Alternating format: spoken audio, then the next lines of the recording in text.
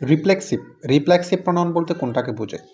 Reflexive pronoun হচ্ছে যখন personal প্রোনাউনের পরে সেলফ অথবা সেলফ থাকবে তখন এটাকে রিফ্লেক্সিভ প্রোনাউন বলা হয়। সেলফ থাকবে যে সিঙ্গুলার নাম্বারের জন্য, আর সেলফ থাকবে তো হচ্ছে যে প্লুরাল নাম্বারের জন্য সচরাচর। তাহলে এখানে মাই প্লাস সেলফ, মাইটা হচ্ছে যে একটা তোমার পার্সোনাল প্রোনাউন। পার্সোনাল প্রোনাউনের পরে এরকম সেলফ অথবা সেলফ থাকলে সেটাকে রিফ্লেক্সিভ প্রোনাউন বলা হয়।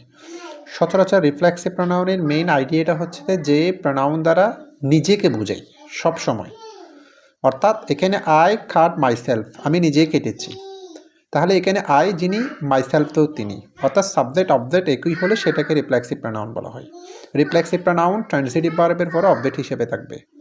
আবার যখন রিফ্লেক্সিভ প্রোনাউন দ্বারা কোনো কিছুকে জোর করে বোঝানো হয়, বিশ্বাস করানো হয়, তখন রিফ্লেক্সিভ প্রোনাউন সাবজেক্টের পরে চলে আসে, তখন এটাকে রিফ্লেক্সিভ প্রোনাউন বলা যাবে না, এটা এমপ্যাথেটিক প্রোনাউন হিসেবে কনভার্ট হয়ে যাবে।